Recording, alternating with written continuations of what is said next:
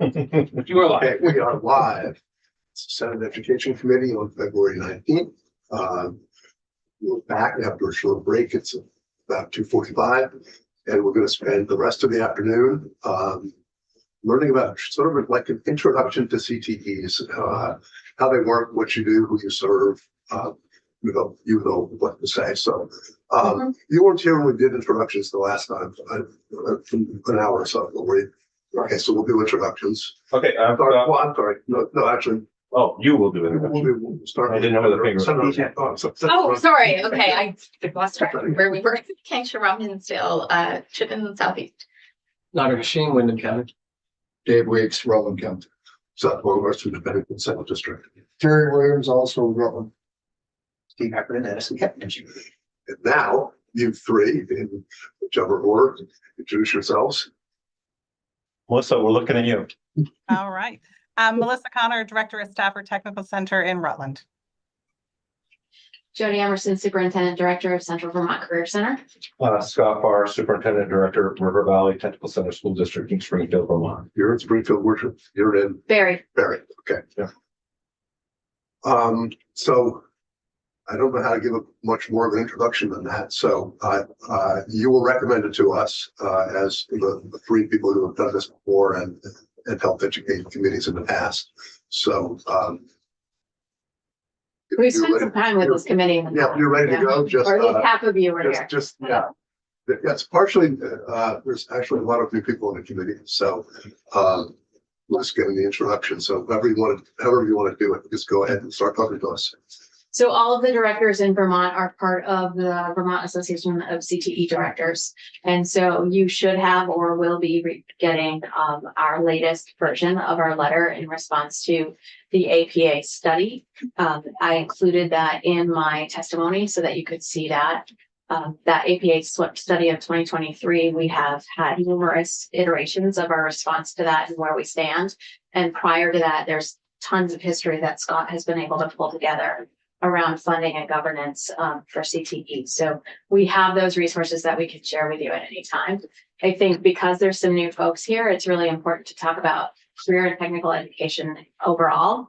And so in Vermont, career and technical education is a flexible pathway. It's an opt-in system where students apply for admission to go to career and tech ed programs and centers. And we have 3 different governance structures in the state. We have our model, which is independent. There are 4 of us that have independent CTE districts. The majority of CTEs are part of a host district.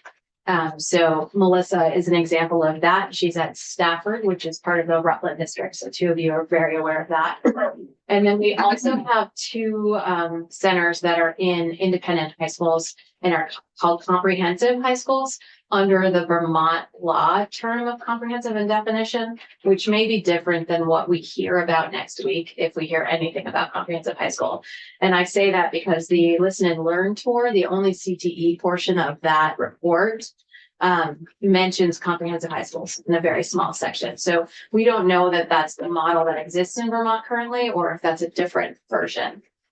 Well, and Pat and I were just upstairs in the House of Commerce Economic Development Committee talking with them about CTE as well. So there's a lot of information in their recording about the different models that we have of CTE in the state. We also not only have different governance models, but we have different ways that we serve students. And so some of our students come to half-day programs, which are 2-hour programs. And they might come to a morning session, which is maybe the second-year students, and they might go to an afternoon session if they're first-year students, but it's a 2-hour half-day model. We also have 4-hour full-day models, which my center is, but we don't actually have the kids full day. We have them the 4 hours every morning, and then they go back to their sending schools.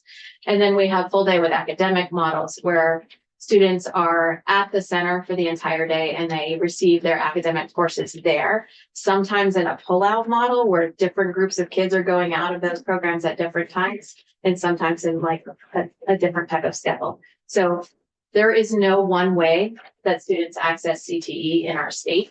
There are lots of different ways that students access it. And in your center, Some students come in for smaller, like pre-technical type of courses, and then you have the two-hour programming. Yes, we have a half-day model and, but we have, because our CTE is all in one like high school of a high school of 925 students. There's more accessibility for sophomores to take pre-tech foundational courses, which are 1 hour. We're actually explore. just so we don't get too plugged in, we're gonna have you on after, Okay. next actually to talk But about the difference in, yeah. It's, you're in so actually, why don't you introduce yourself? My name is Pat Gookin. I'm the CTE director at St. Johnsbury Academy. Okay. Thank you for having me today. And we'll have you come on afterward to talk about the difference in the way that it's done in your schools. And, yeah, so I'm sorry. That's okay. I'm curious, how do you want this information? And I always like to bring propaganda. CTEs get to market. And so I have my annual report, one for everybody, and I have my program of studies, one for everybody.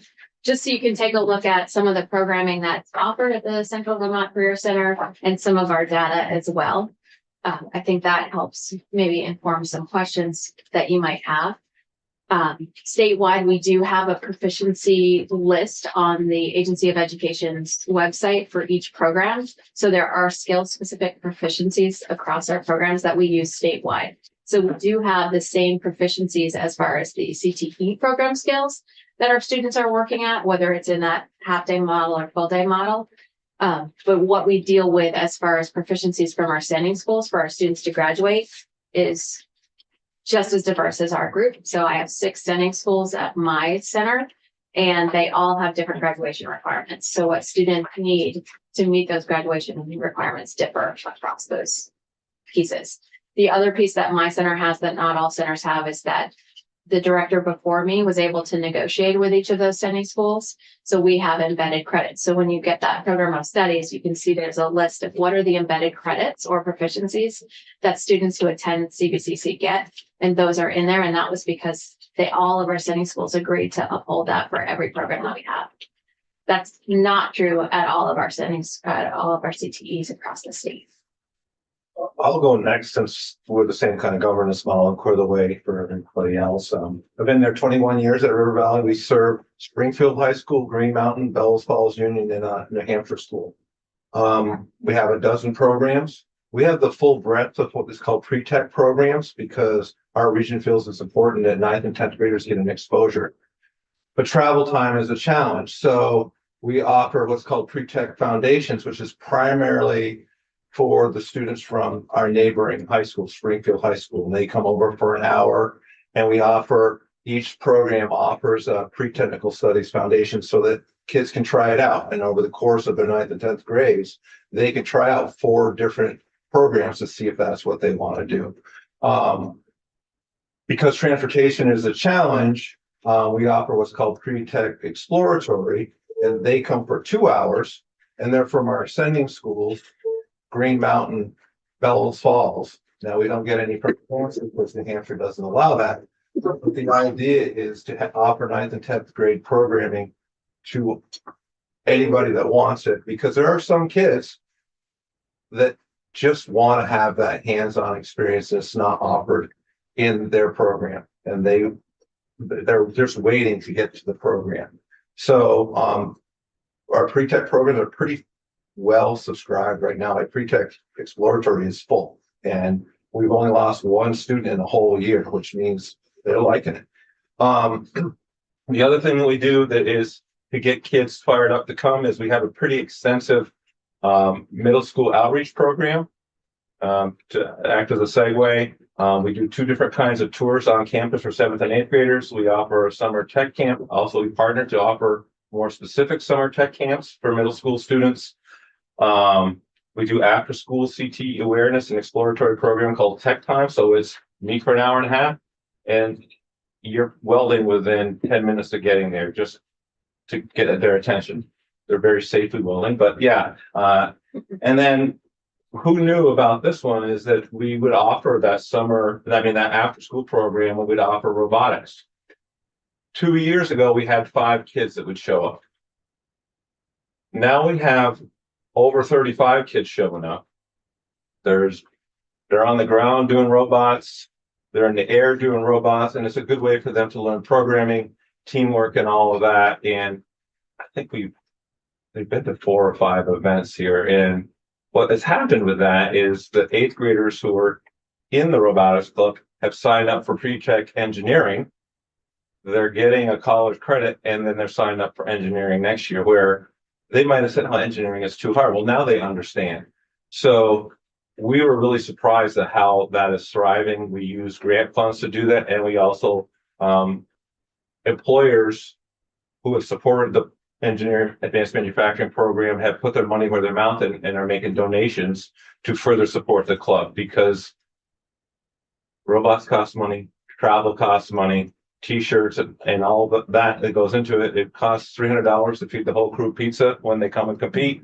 Your car will smell like Domino's for a week later, but it's all well worth it to have kids have real experiences and career and technical education. I have some more systemic points, but I'll wait.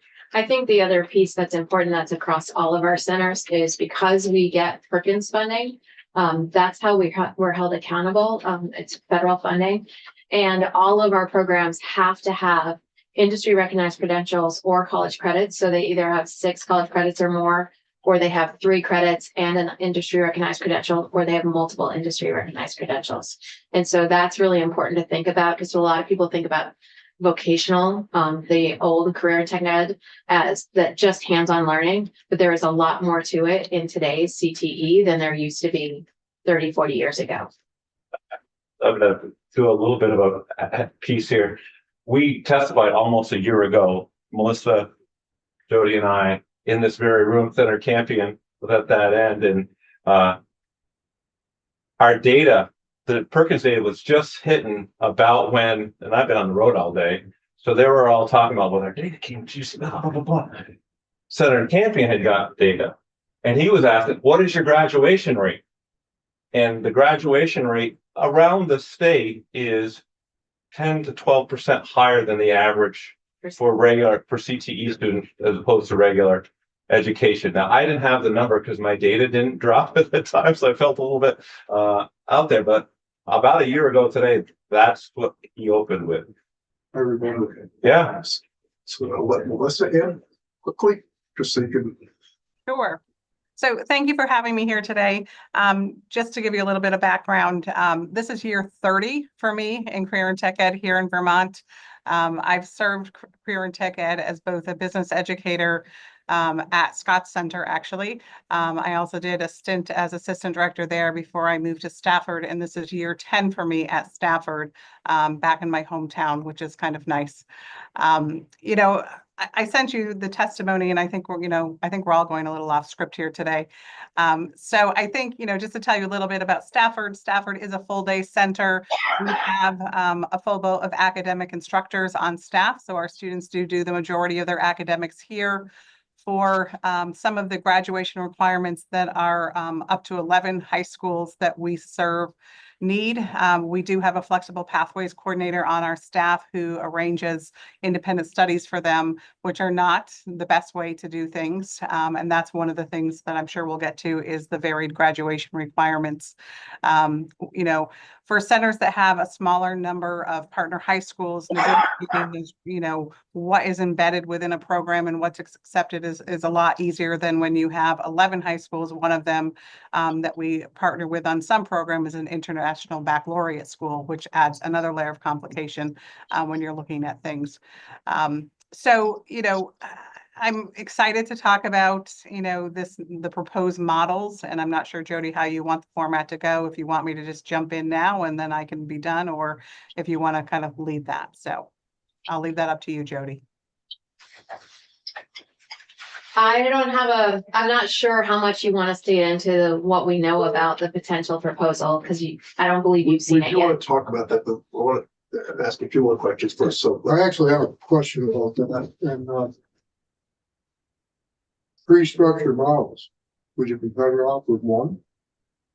If so, which one would you like? I mean, this is the year of CTE, I think, personally.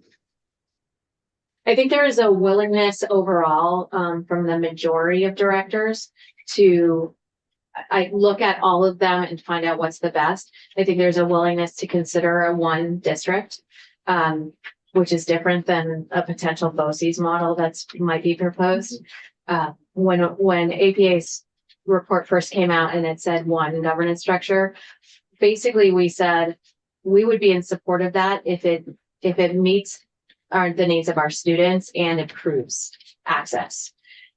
We don't know yet what the details are and if it would do that. I think what I heard Pat say upstairs is that his model works right now and that pulling him into one district might be disruptive. And so we don't know yet what that all looks like. So it's really hard to answer that question. I think we're open, and I think that's all of the directors are open to how can we best meet the needs of our students? How can we make sure there's more access to CTE? We don't want the pathway to diminish. We want it to expand. And as long as whatever model is doing that, then we can get behind it. I'd like to chime in a little bit. If I can, yeah, just for clarity, when you say one district, are you talking about one CTE district? Okay, Yeah. I just want to make sure. I think that we recognize the workforce or lack of workforce conditions in our state and how can we help with that? And there was an APA study that we thought it did a great job of recognizing what the barriers and challenges are and how can we serve more students. And APA did a great job. Now they're working, the APA study was funded by the legislature with the Agency of Education joining in. Now APA is working for the Agency of Education at the bigger systemic thing. And the multiple letters that you have received from us, I may have written a few in the last couple of years. Jody's picked up the ball with. We've been pretty consistent in our messages. We think APA hit the mark. How close the recommendations are to fixing what the problem statement are, the closer that those two things can come together, I think the better that we'll be able to do our job and serve more Vermonters. And we want to reduce the barriers to access, and they do exist. So talk to us about the barriers. Is it, geography is one. Calendars. Calendars have been a barrier. I think we're much closer through the Superintendent's Association. This year, we have aligned our vacations for next year. So across the state, February and April breaks are going to be aligned next year, which is a good step. It's a good first step. It doesn't align PD days for us yet. So there are still pieces that need to be done in the future, but I think that step is huge. And the fact that we were able to do it together, collaborating with superintendents across the state is a big win. Jody touched and Melissa touched on the barriers to what it takes to graduate from high school in the state of Vermont. It's different as every high school in the state. And we may be in alignment as far as what our programming is, but then we have to negotiate with each high school how that carries over. And that's not a straightforward conversation. And that well-meaning educators have put together graduation standards they think are important to every student. They're passionate about that. But how does a student fit all of that in a day? We've added more. We haven't taken anything away. And then how do kids fit a 2-hour or a full day program in their schedule when, hey, I want to be a carpenter. Hey, I want to do this. And how do we schedule all of that? And it's become a real challenge. Well, and I also heard you say that your pre-tech foundations classes, only Springfield High School students have the access because of that transportation piece and scheduling. And I think that's true with like North Country as well. It's the students at North Country that access it, not the other sending school. And so that's a barrier. I think the competitive funding is a barrier. I was going to check. So when our sending schools are thinking about where they need to make cuts to try to get a budget passed, and they see this chunk of money that's going outside of their district, that is a barrier for them, which can impact access for students. I think that I can say that my center has gotten support from all of my sending schools in a way that I don't have capacity for the students who are applying. And so one of the barriers for students is that if they can't get into my program The only way they can go to another program if there's space is if they can provide that transportation, right? So that's where transportation is a barrier. I have always talked about, and it's in my testimony, that my own son, we lived in the Harwood district, which is the Central Vermont Career Center district, as far as sending region. He got waitlisted to automotive. So because I knew education and knew his opportunities and I had the resources to do so, he applied to Randolph, got into their diesel program and went there. And so he was able to drive himself there and back as a junior and senior, because it's a 2-year full day program there. And that was probably the best thing for him. And we don't have those opportunities for all kids. So that's a barrier. So Melissa, you feel free to just jump in like you're Oh, one I of won't attack, don't worry. Okay, I'm sorry. Okay, I didn't want you to feel like you're, okay. No, I appreciate that. If I could just, add on, chime in around the graduation requirements, in my testimony, I gave an example. As I mentioned, we have up to 11 high schools each year. 8 of them have different graduation requirements. 3 are alike because they're part of the Greater Rutland County Supervisory Union, so they're aligned. But the 8 others all have different graduation requirements. And yes, it's up to the high schools. State statute right now says career and tech ed centers recommend credit. The high schools are the ones that award credit. So we can make a recommendation, but it's really up to, and it comes down to that school counselor in the moment deciding what they're going to give for that credit. So the example I gave in my testimony is, all of us have construction programs or building trade programs. They are learning and using geometry each and every day with everything that they do. And so one of the things that we recommend is that students in our construction program, that the math that they're doing in there is connected to geometry, and that if they're requiring a geometry or whatever integrated math, because that's another challenge, is understanding the curriculums.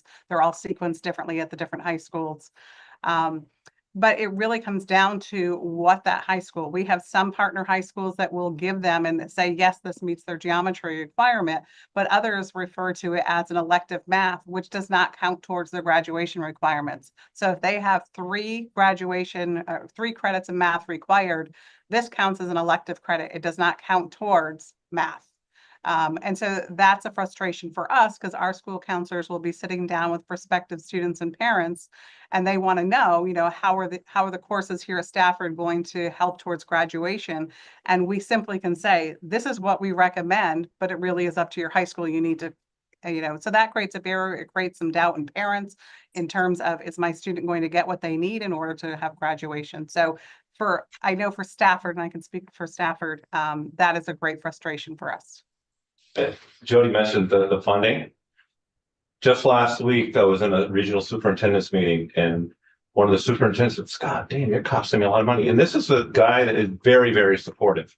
"You're costing me a lot of money this year." I go, "Well, what are you talking about?" Well, he pointed to the number, and I said, "Well, you're sending me 10 more kids. My tuition rate has gone up 4.5% in the last 2 years, which is very frugal. It's less than yours, by the way." Yeah, you're right. But when more kids 10 more kids access us in 1 year, that's 3.3 FTEs. You do the math on that, and that's a significant impact when he's losing enrollment, when he's faced with a 3% hit on the base rate like we are. That some of it is just the money, damn it, right? Yep. And we've been pretty consistent. Whatever APA comes out with for a recommendation, we've asked for a non-competitive funding system. And if our dollars are represented in their budgets, then it draws attention. And really, it shouldn't even be there. If we're operating in a reasonable budget, then there's got to be a way to do the accounting that our number isn't shown and there's no awareness about it. Hey, yeah, this is what you want to do? Go. Hopefully that's what the recommendation ends up being. And I think that's the really important part, is that, student choice should be the first and only consideration. If a student chooses to go to a career and tech ed center, we shouldn't be worrying about the money part of it. It really needs to be about that. And, and I'm an accounting major in college, but, school funding is way beyond my scope. And one of the things that I always say is that, I had a school board member on my regional advisory board years ago that every year in November and December, when we were discussing, our tuition rate, they would say, we have a set amount dedicated to Stafford, and we need to figure out how many students we are going to let come to Stafford, which is obviously against the law to do that. And that's, I don't think it's purposeful in a lot of the schools, but I think the reality is they have a budget that they have to keep. They're trying to keep their teachers employed. They're trying to keep their schools open. And this is where the rub comes. I tell my staff all the time, we make decisions here at Stafford for the students, not for the adults in the room. And I think that's the point we're at in education, as hard as that is to say. We have to make decisions for the students, not the adults in the room. Actually, I think Senator Hill had his hand up first. So you were thinking of one district, and if we did go to one district, could CTE set up their own graduating standard rather than having to worry about the high school if you have the students come and you're doing their vocation, their trade plus their education? So we're not doing that at every center right now. It would take time to transition to that, and we would need diploma granting privileges, which CTE does not have right now. We are not LEAs, even if we're an independent district. And even as I speculated about what it would look like, that even if we're together as 17 in one entity together, we may have more bargaining power with the other school districts. So maybe we don't become an LEA, but the power of having 17 centers together to negotiate with the schools that may be providing the academics, whoever, depends on what the model is, that may provide us a powerful seat at the table rather than negotiating with every single high school to do what's best for kids. I think there's a lot of complicating factors, right? We exist in host high schools at this point. And so our facilities might have been built with CTE funds, but who owns that square footage is a question mark. I don't think we know that for sure. And so there's going to have to be, like right now, I pay a facilities use fee to the Barry School District because I exist in their building. And so that helps pay for the facilities director, technology, and the library and the nurse. And so those are things that entity will have to figure out across all of those schools, which is hard. And that LEA piece could potentially be a barrier in that's one of the ways where we see that competition, because right now, all of our sending schools are the responsible entity for student plans, for graduating, for all of those things. And so they provide the special education services for students, for example. And so really figuring out who does that and how that works is going to take some time and some real thought about how it impacts us and our sending schools and our students. I think one of the other barriers that I think about is teacher pay. If we did have one district of CTE, then we could negotiate one contract for CTE teachers, which is really great for industry professionals. Right now, when they go into one of the sending districts, for example, not mine anymore, but when it's one like Melissa's, and you can correct me, Melissa, because it might not be true for you, but often that CBA, that collective bargaining agreement, was bargained by the union there, and their focus for the majority of the folks in that place is people who went through a traditional route of teacher education. And so they have a bachelor's, they have a master's, and that's what they recognize. And they might not equate a master electrician with a master's degree. And so that may mean that someone coming directly from industry who doesn't have the college bachelor's or master's is starting on that very bottom scale. And their experience in industry may or may not be recognized the same way. And so the amount of pay that they're going to lose transitioning from private industry into CTE teaching it can be insurmountable in some cases. So that can be a barrier. And I think tagging along with that, one of the things I wrote in my testimony was about, the need for growth of staffing and facilities, and it's a double-edged sword. So I need space to grow some of my programs, while at the same time, I don't have the staffing, and I can't get the staffing for the exact reason that Jody just described. Is Health Careers is a great example for us here. For next year, we're in the process of doing our admissions. I have 50 applicants for our first year health careers program, and we do have a 2-year program for that. I can only accept 12, and the reason is that I have been this entire year without that second health careers instructor because I cannot find someone that will work for what our bargaining agreement will pay them. So we're going to be turning away, 38 students that are interested in a health careers profession. And, it goes on and on. I have 2. I was fortunate to be able to hire a master plumber and a master electrician for our electrical and plumbing program. We can take 32 students. That's OSHA standards. It's not just an arbitrary number that we set. For next year, I have 76 applicants for that program. So again, a huge number of students that we are putting. Could I hire another electrician or plumber? Perhaps, but I don't have the space to be able to do that. When I look at auto tech, which is another one of our very popular programs, next year I can accept 16 students. We have 62 students that are interested in that program. And it goes on and on. Overall, we have about 380 applicants, and these are qualified applicants. We've already gone through that process. So these are the ones that meet our entry requirements for a school, meet the entry requirements for each of the programs. We will only be able to fill 262 seats. Because that's what we have space for. We are going to be starting a tech exploratory program, which is for 10th grade students to be able to explore different careers. We're in the recruiting phase for that now, and that will add 16 seats to that overall population here. But it's that challenge, if we have the space, we can't get the teacher. If we, have the teacher, we don't have the space. And so it really makes it a challenge when we're trying to balance the industry needs, the students' interest, and to, do what we can for the economy. I have the same story with electrical and plumbing, over 60 applicants for 16 seats in both programs, and welding and building trades, over 50 applicants for 16 seats. And so it's heartbreaking because we know we're turning away students and we need those folks in the trades. When you say seats, is that for a day or? Yeah, for a program, for one teacher, I can have 16 students. That's the rule. And would those students be there all day? For my programming, it's a Yeah. 4-hour day. Yeah. 4-hour day? Yeah. Okay. My building was built a little bit newer, so the demographics they study, we have space, but we also are having the same issue, not as big as these two. I have twice as many students for our industrial trades program, which is a plumbing electrical program, than I have seats for. Our enrollment is increasing. We took a dip at the pandemic and we're just getting back to pre-pandemic enrollments.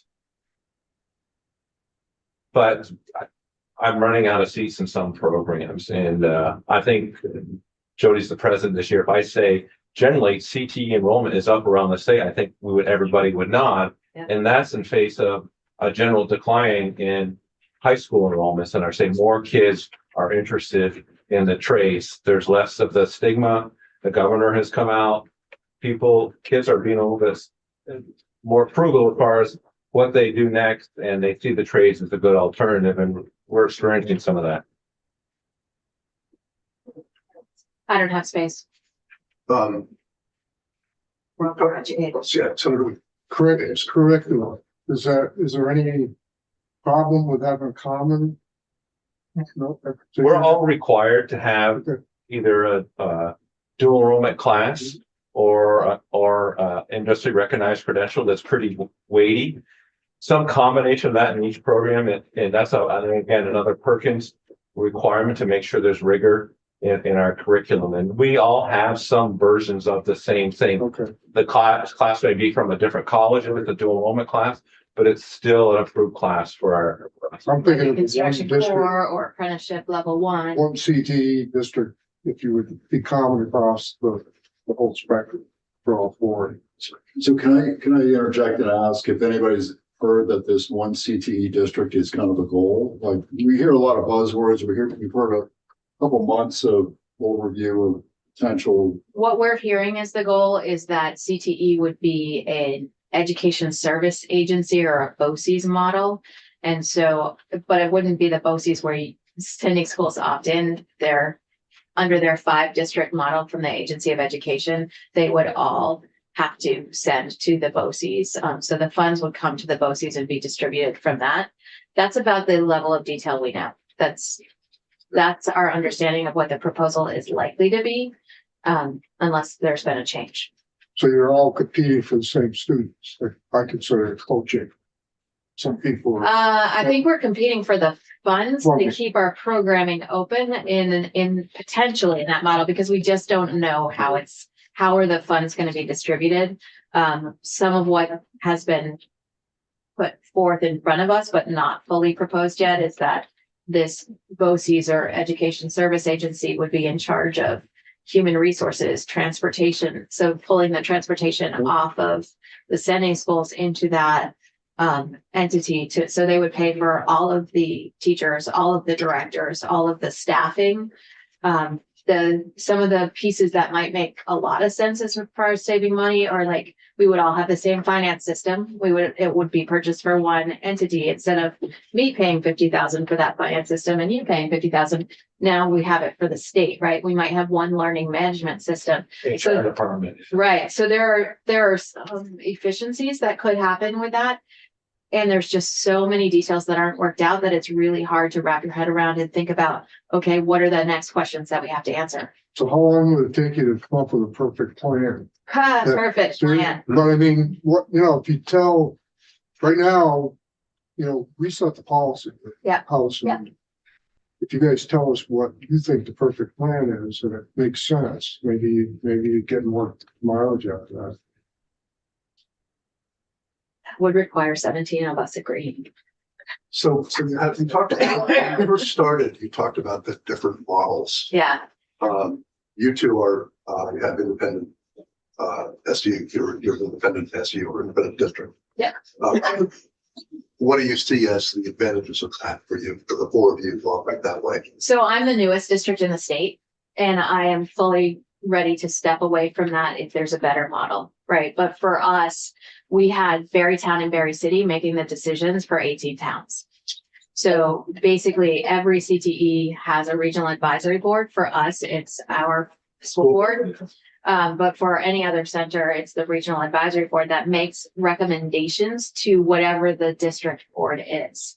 And so my regional advisory board, which I did live under that for 1 year, would send something to Berry School District. And usually they would rubber stamp it and push it on, but they didn't have to, right? And then the only voters that voted on it were Berry City and Berrytown. I have 18 sending towns. So right now I get feedback from all of those towns instead of just 2. Because you're. I think it's better representation. Yeah. Yeah, everything Jody said. Our mission is more focused on career and technical education. I'm not distracted with how to improve 4th grade reading scores. Which I think is important, but it's not within my scope. So I think we can focus on that mission. Voters overwhelmingly approve our budgets. I think last year we were 65% approval rate. It's usually around that. I think people understand what we do. I have worked on both sides in a supervisory union, then we became our own technical center school district. And the idea is the sending school, like Jody said, wanted to have more of a say. And the reason that a lot of the schools, the 3 schools that we serve said is that Springfield had a hard time passing budgets. And what do you do when you're a manager? Everybody's got to cut 3% and everybody's got to feel the pain. Well, the other senators said, no, we don't want you to cut the money. We want you to spend it on our kids that are there. And that was one of the major pieces of why they wanted to say and what happens with the funds and their kids. So you have a few kids that go over from New Hampshire, Yes. from what school district? Fall Mountain Regional School District, we are able to get students from New Hampshire that don't have programming offered at Fall Mountain. They have some tech programs or at Keene. Now, that river is a problem. We used to get kids for all the programs, but because Keene likes the revenue too, they're enforcing their state and regional agreements to make them go there, even though it's 40 minutes more a day of instruction in our program and 20 minutes less a day on a bus. but that's the politics of New Hampshire. We have our own politics. I've been trying to argue that point, but we're kind of at a stalemate. And if I can just jump in, I was working in Springfield when we were part of the Springfield School District and then separated and became our own school district, and then had the perspective of Rutland. And I'll speak to the Rutland because Scott's already spoken to the Springfield. You know, we are a host district for Rutland City. We have a wonderful relationship with our administrative office, with our superintendent, with our local school board. Our regional advisory board is very active. We have close to 30 members by our bylaws on our regional advisory board, which includes all the superintendents from our districts that we serve, as well as a school board member from each of them, which is required. And then we have several business partners post-secondary. And I will say in my 10 years, and I'm going to knock on the fake wood of my desk, that anytime our regional advisory board has made a recommendation, the school board simply approves it. We trust in what they have done and the work that has gone into it, and the opinions of their colleagues. They've been very gracious as far as hearing. They asked for, you know, our Rutland City School Board asked for regular updates from Stafford. So we give regular updates at the school board meetings. They ask for regular updates around our adult education. We're on the regular calendar. So it's very different. I know some of my colleagues around the state, they have to fight with their business office to get one thing done, and they take on those roles and responsibilities. And I know that can be challenging, but it really comes down to those relationships and the functionality of your regional advisory board and that relationship with the school board. And I think the host superintendent makes a huge difference in the building of that relationship. You know, but like Jody said, you know, prior to her becoming her own district, Rutland City is the only one that votes. But we always make sure, you know, we have several subcommittees of our regional advisory board, and we make sure that there is representation from each of our partner districts on each of those subcommittees, so that when we're kind of in that nitty gritty, in the weeds of decision making, they're having voice to represent their school district. So it's not just the voice of Rutland City all the time. What are some of the certificates that kids who have, spent parts of 9-12 and all of 11 and 12 with you? What go some examples? Licensed nurse assistant, A+ certification, and it appears I'm working my way through the hallway. Yeah. My audio video production program does 2 CCB classes. Horticulture does the game of logging program. Carpentry does NCCR, which is a national recognized credential. We do AWS certification in welding, and we also do apprenticeship stuff. So that they can walk out of the high school with that certificate and theoretically go somewhere. My engineering program, I think it's up to 20+ credits if they stay through. Yeah, it's there's rigor there. It's not the tech center of 1982 and all that. We're required to be rigorous. Jody mentioned when we started the APA and that we've asked for things for going on 3 years. That's more of a longer term look and building the perfect. There are some shorter term things that are part of the letters that we've written this year. I'm not sure if you're aware of this. There was a 3% decrease in the recommended base rate this year. That was arrived at, that they did a look back to 2007, and it was the plus and minuses in their forecasting. So now, rather than what is projected for this year, we all took a 3% hit over last year. We're asking, just keep it level, maybe we should do the pluses and minuses as we go along, not let them collect since 2007 and hit us all at once. That just doesn't make any sense to me anyways. That would cause us to turn around and charge more money to our sending districts, which then is a deterrent to enrollment. And I think everybody agrees we need more CTE. It just doesn't add up. So maybe that's something that can be looked at in the short term. That's federal funding. No, I'm talking about the base rate. Rate for us. Yeah, they do an economic index and New England something, but it's the forecast of what is going to be the education funding. And we all look at a letter from the tax commissioner and go, what is it going to be? Well, the forecast was we're going to do a re-index and take 3% away, not even level fund you. The directors are recommending, we recognize these are hard times. Can we just be level? That would be okay. And we have a consensus about that. Yeah. there's been a change in how we do dual enrollment. There's more administrative burden as far as that's concerned. We just found out recently that if somebody is doing an alternative way to get their diploma from high school for one of the contractors for that, they can't also enroll in a career and technical education program at the same time. Something to do with some sort of a federal guideline. We just heard it just hit February 7th, Right. which doesn't make sense to us. Like, hey, learn to be a welder and get your diploma in an alternative way, and then you're more of an economic engine for yourself. I think we have a handful of students at our center that just doesn't make sense. And then the other one we wrote about is the early college program. Right now, if a student chooses to do early college, they can't take a high school class, they can't take a tech center class. Now, I understand that if you're going to VTC all day long, sure. But if you're taking some CCD classes online, and I had 6 kids from my health sciences program, they all said, I'd like to be able to try to take my tech center program too, but they were forced to make a decision. And that seems to be totally opposite of flexible pathways. How about get your LNA, get your medical terminology class, college class, and then there's no flexibility in it now. I've had conversations with CFPB, and they would be up to having a little bit more flexibility. Where's that there. kind of been coming from? Well, Where's that? I think it was the Agency of Education policy interpretation that was maybe in the last administration. The agency is aware we've made this. They've been in on all our correspondence. I think they understand the problem.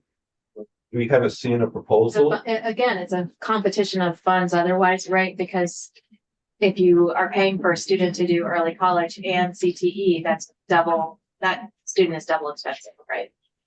On your certifications question, if you look at this one on page 8, it's all of my programs. It shows the credits or industry certs, just so that I don't have to try to walk down the hallway and remember them all. Good, yes, that's helpful. One more question and we'll switch. If you could Yeah. stay, that would be great.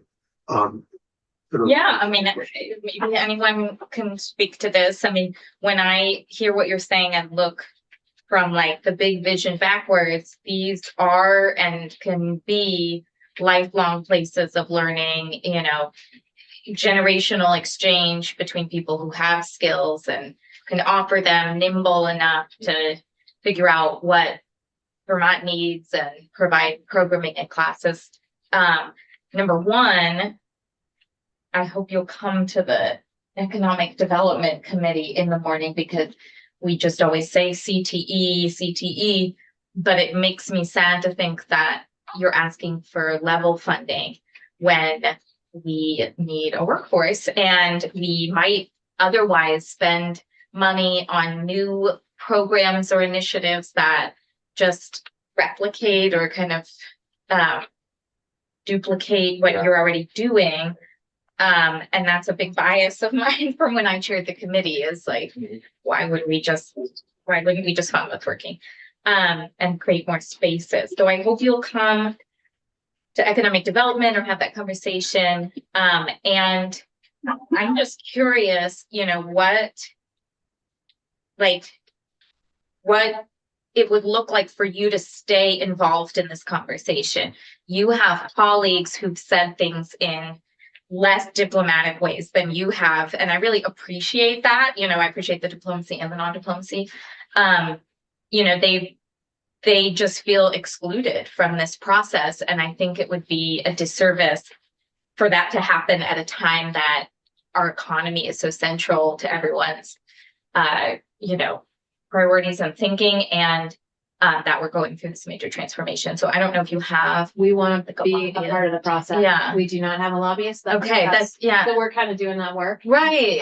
But we definitely want to be at the table and Yeah. want to work through the details with the folks making these decisions. Well, when we Yeah. testified last year, we spent a lot of time meeting with the Superintendent's Association with Jeff Francis to review the APA recommendations, and everybody was pretty in line with, those are great recommendations.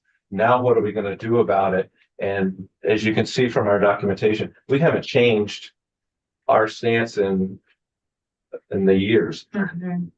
And I guess the last thing I want to say is, and then this is my bumper sticker that I walk around my head. Career and technical education is an elective in our education system right now. And as you said, it may be the most vital curriculum Mhm. to who you are. Yeah. And how you can provide for yourself and your family.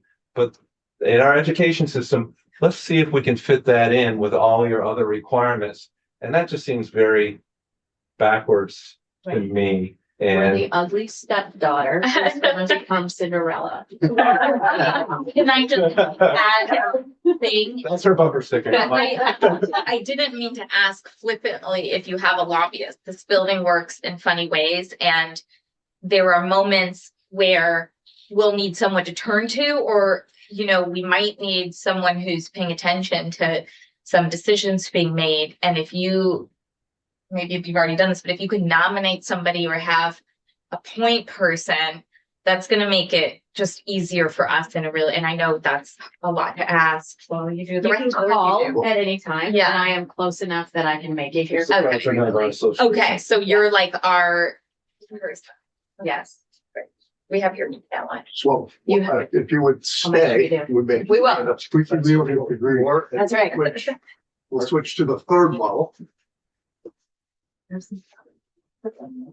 I think at this point, all of us would, participate anytime you asked. Yes. I mean, we see this as a, opportunity to maybe make some changes, you know, I think if things are lining up, and I think, like, Jody said, maybe upstairs, is that we're open-minded to looking for, maybe an improvement to a system or a better system, because like Scott's talking about, Scott's been doing it for 21 years. Been citing some of the stuff for at least 10 years straight since I sat in the director's seat. So just to remind you, I'm Pat Gookin. I'm the director at St. Johnsbury Academy. And my technical education model is, I guess, different, really different than what you have heard from my colleagues. We have a comprehensive high school model at St. Johnsbury Academy where we provide career and technical education through just our high school. Yeah, but we don't have a separate center, even though on paper we have a separate center because of the Agency of Education and all the requirements that they spoke about. I still abide by that. So when I explain to people what my job is some days I'm a superintendent like Scott and Jody, and then other days I'm a principal, maybe, and then other days I'm a tech director. So, because St. Johnsbury Academy is an independent school that is established in a region that has a lot of choice, right? So where when Jody and Scott talk about multiple share time schools, I have 2 share time schools for my center. One of them is a comprehensive high school too, Lennon Institute. So we share a lot of commonalities and blend pretty well, only being 7 miles apart. But we serve one public high school, which is a small school, Danville High School, which graduates from 25 to 30 students each year, I do believe. So just to make sure I understand this, so you are deeply integrated into the day-to-day reality of St. Johnsbury Academy, and then the other 2 come and join in for that. Is that? Yeah, the other 2 are called share time students. We share the students. But we actually wouldn't even say CTE students at St. Johnsbury Academy. We're all just St. Johnsbury Academy students because we're embedded in the nucleus of the school. So where some of the other tech centers may have some barriers, transportation is less of a barrier for me because one of my 2 shared time schools are 7 miles apart. Might be 6 for Danville. So they're really close, where some of the other tech centers have kids maybe on a bus for 30 miles, things of that nature. So it's just a different sort of regional concept. Some people will say we're the public high school, even though we're independent school, because you got a choice between Lennon Institute, Danville, or St. Johnsbury Academy, those are your choices. And almost all the towns around my center are choice towns, except for Danville, because they have their own high school. So we're unique and different. And if we proceed with the governor's proposal, how do we fit? We don't fit. Like I report to my head of school, and if there's a model that says my colleagues behind me had to report to an executive director or to a superintendent, I don't fit, right? But I just wanted to be able to come here today and tell you how my center's different. Transportation is not an issue because I have access to 925 students in my high school that have the same transcript, have the same daily schedule, have the same vacation days and so forth. And with Linden Institute being my shared time school and being an independent school, they're pretty similar, right? And you've been working with Linden Institute for a long time. Yeah, I mean, only for a couple hundred years, Yes. 175 or something. But we share a regional advisory board together in the tech center. So we don't have duplicate programs, so my kids go up there for welding and LNA. Go up where? To Linden Institute, because Linden Institute has a tech center too. Okay. It's, Okay. and is Linden Institute a public school or is that also? Independent school. Yeah, okay. We have two independent schools that are sort of the public high schools. The only real one is Danville. Yeah. And they send their CET students to either you or Linden. Yes. So with you and Linden, it's a shared program, right? Because they might have some of the CTE courses. Will you have others? Is that Yes. correct? Yes. Okay, so your kids go back and forth. Yes. Okay, And we so share students, but we have duplicate programs, only one, automotive. I think it's pretty obvious because that existed since, 1970, probably, or around there, 71. So we can have duplicate programs if there's a need. We can, make a regional decision, but we've only had one that's duplicate. What's your average tuition? Our average, both of us are in just under 25,000 each. So there's a statute that says we only pay one price for tuition if you're a comprehensive high school, and that covers CTE costs and everything. yeah, so the school doesn't. It's so different what you're doing. This because the school doesn't. It's no disadvantage to the school to have somebody go to the program because it's all just part of the program. Yeah, and if my student goes to Linden Institute and they're there for a program, the money point 4 goes up there of the tuition rate goes to them, and if they send them to my way, I get 0.4 of their tuition rate. Yeah. So Say a lot of your high schools used to have the similar, Homey High School, we had a woodworking shop, we had another shop. So. And then Stafford.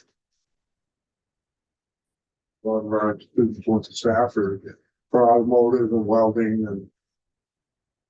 It's hard, where I've been to their places, their centers are like separate entities attached to a building. Ours are all integrated into our facilities.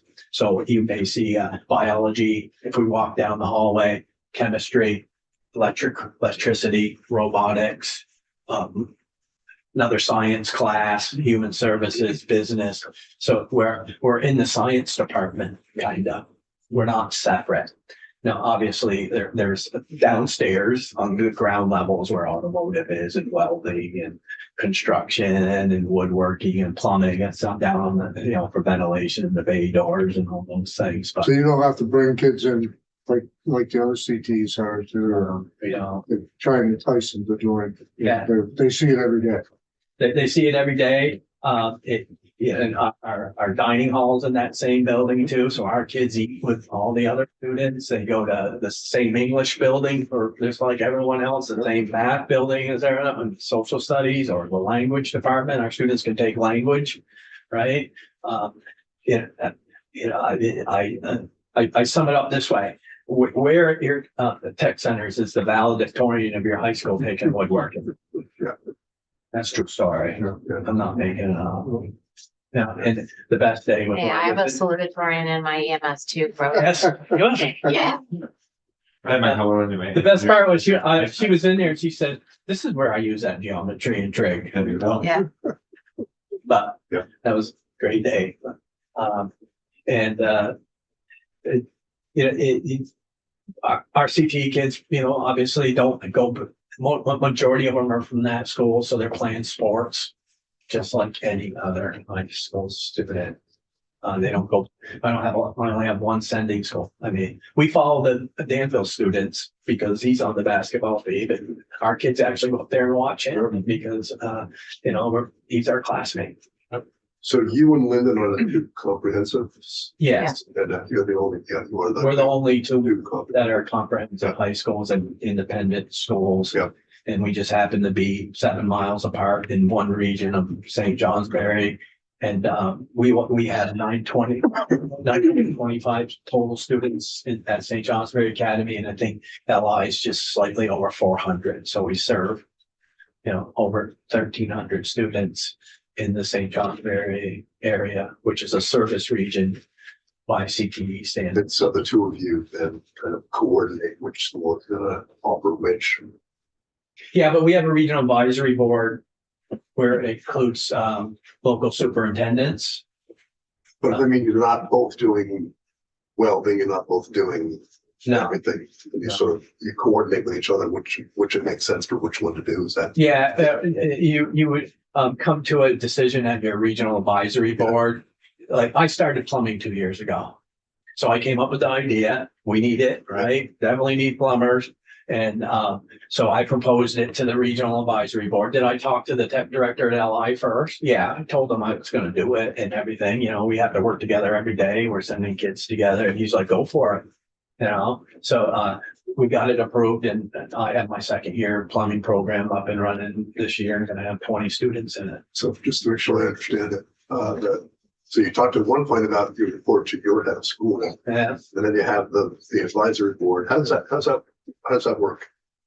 So the advisory board, in our region, I don't know how it is at other, Scott, you I have a can. school board, yes. Yeah, we don't have school boards because we're Yeah. independent schools, so our head of schools are representatives. And then the superintendents from the local school districts that send kids to us are on the board.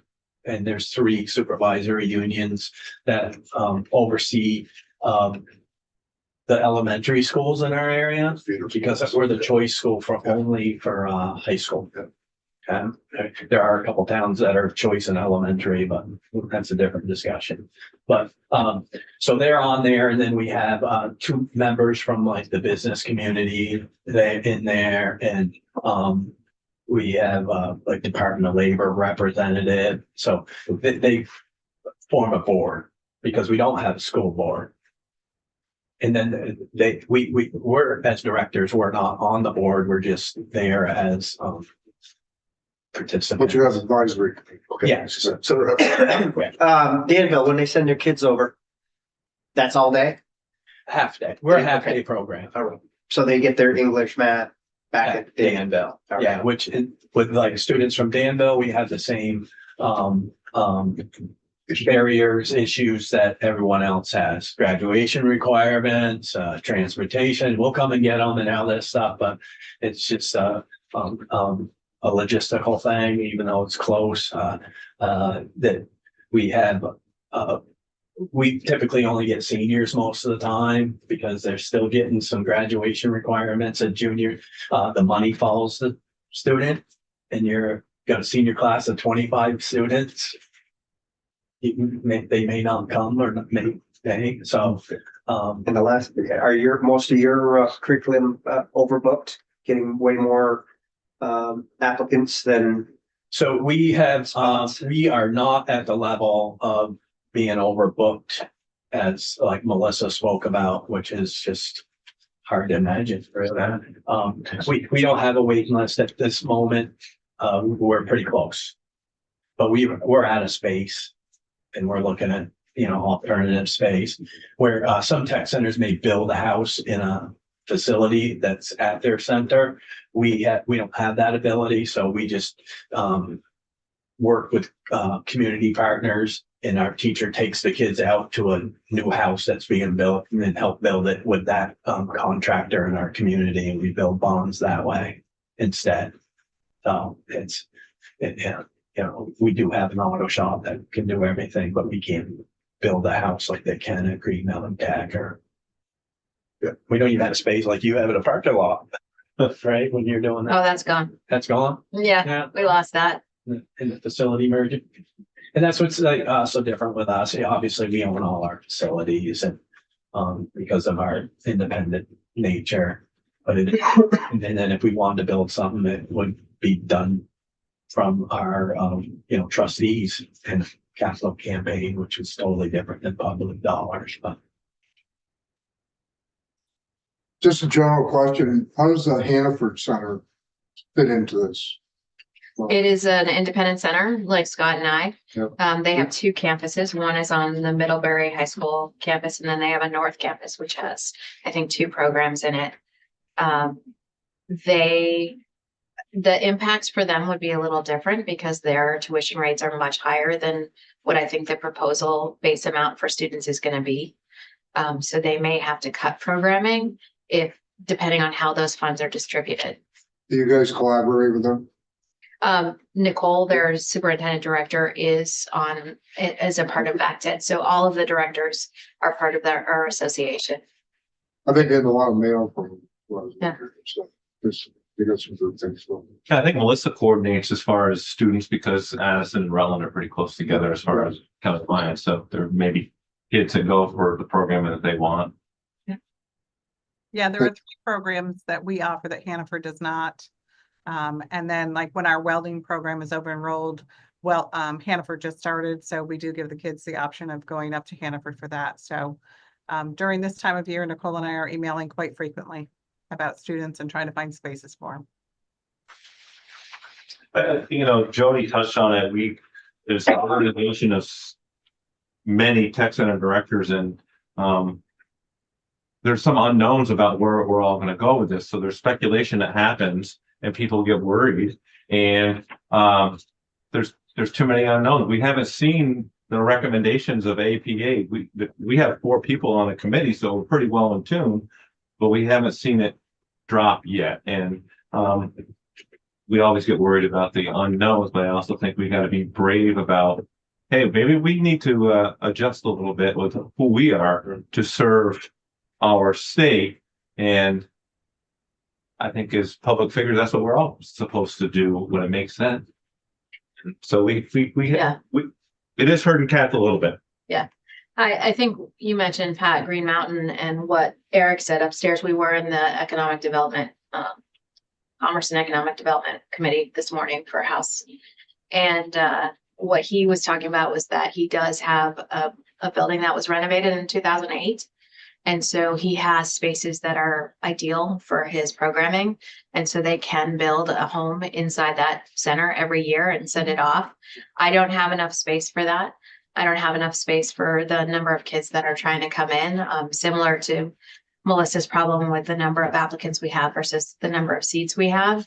My board is moving forward with a construction project that they would take out for a bond vote in November, despite concerns about taxes and how folks might react to that.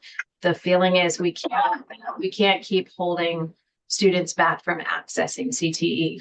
So if we can build a new building that's standalone and that allows us to meet the needs of the students that are applying, then that's what my board is moving forward with. So we're in a design phase, knowing that there's actually no school construction funding available and hoping that something might come up or that we'll get some support or that whatever gets figured out allows for more access somehow. I think that was the last session that we wanted to be doing. Whatever the conversations are about new buildings, that we want to make sure CTE is part of it. I think that's what happened last year. And there was a plan from late 90s into early 2000s about fixing up some of these centers that go back to the 60s so that they're more modern. There was a plan in place and then it all stopped. I think 2008 Eric Center up in Hyde Park was the last one to see state support for a technical center. Ours was done about the turn around 1998, 2000. We have a beautiful facility. It's awesome. We're very fortunate. But many of my peers aren't as fortunate as we are. I think Bennington got some rehab money back in the 90s too. It's interesting every time maybe there's a grant opportunity, either federal or state. You know, there's a lot of flexibility of maybe how to utilize those funds for CTE, for programming and staffing and so forth. But guess what? We can never use it for facilities. Never. It's No concern. Sort of a moratorium. it's extremely difficult to use it for transportation too. So would it be fair to say that, for all of you that are the CTEs, that you're all some way similar, but also would it be fair to say that you are also different because of your communities? And you mean, Yes. see that line? Yeah, okay. Yeah. So you figure out the way to best meet the needs of your community should serve, which can be different in different parts of the state. Yeah, I said it earlier upstairs, but none of us built the system we're in. We all inherited our little regional Yeah. section, and we may have built pieces of it, and we're modifying to try to meet needs. But we inherited it, so we can work through how to transition into something else, recognizing that there are pieces that don't work for everyone. I've got 21 years. I'm the elder statesman in that, which pains me to say. Hopefully none of my way. These issues that we're talking about, 21 years ago, we were talking about the same issues, the barriers to access, funding system, graduation credits, all of those pieces have been part of the conversation for 21 years. And many of the rules and regulations that we live by 20 plus years. And it's a different time. Yeah, was it this committee that the legal counsel walked through the state board rules and showed you that they haven't been updated since 2007? Yeah, you're right. You're right. Yeah. Okay. Yes. Well, I just had one more question about undocumented kids and, I think we have a commitment to educate all of our kids in the state through our public schools, regardless of their status potentially. And we have a great need to support our immigrant population in building job skills and staying in a program that's affordable for them when they're not eligible for dollars for CCD, et cetera. I'm just wondering if there's anything, I mean, I know you might be full in some programs and so you can't, make this work, but a part of my vision for, a brighter future is that if it's about lifelong learning, that anyone, regardless of their citizenship status, would also be able to access your programming at some affordable rate. And I know that, like, for example, the new apprenticeship center that's, being built in Winooski has that in mind. And that, to me, even if it duplicates other programs, is of value because how many new Americans there are there. So I guess I'm just wondering, like, if you asked me on economic development, if we could stop all of the immigrants who are crossing our border and going to Boston and New York and give them housing and a job, we'd be better off. So I don't know if there's a way to work that into future models. So we haven't talked about adult programming at all, but that is another branch of what career and technical education centers offer. Mm-hmm. So we do have evening programming. I know that some of our centers probably do provide some skills for immigrants in that way, and also through maybe English language learning. Mhm. And adults can access our day programs if there's space at a reduced rate per the law. So it's 40%, not more than 40%. But So- they can't be about adult learning now, I guess. So, yeah. And True. I'll just chime in at Stafford. We've been working with organizations down in the Brattleboro area, and we have immigrant students that are right now in our CDL program. We had one in our LNA program. We worked with them to get translators The pinch right now is that in order to they were able to take their permit test for the CDL, which is a state test. For the actual CDL, it's a federal test, so they have to be able to do everything in English. They cannot have a translator for that. So that's kind of where we're at now. I'm trying to figure out that piece, but we've been serving quite a few immigrant and new Americans. You said 40% of, not more than 40% of tuition, Our like the, tuition for regular high school students. okay, okay. That's the role. Okay, one more question here. So didn't Stafford take on some of your adult learning slots for high school students a couple of years ago? We have, when we have space available, we do have adults in our daytime programs. Right. By statute, we have to, first of all, look to admit students into the, high school students into the spots. So usually in August, if we still have spots available, we do take adults in. It most often happens in cosmetology where a student, which is a 2-year program. So a student may start with us as a senior, and then they'll apply to come back for the second year. And we're a state test where we test here for the state.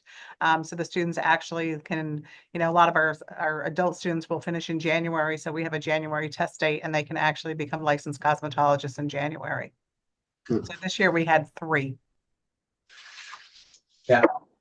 We have a full-time adult coordinator at St. Johnsbury Academy and have a separate sort of like adult ed training facility in our downtown to commit to it. And we have an LNA program that we started up with a grant from Senator Sanders that will take students from LNA to LPN to RN through the process. And we're funding that through a congressionally directed grant. And why I bring that up is last summer we had 2 high school kids that were juniors in high school that couldn't get into LNA.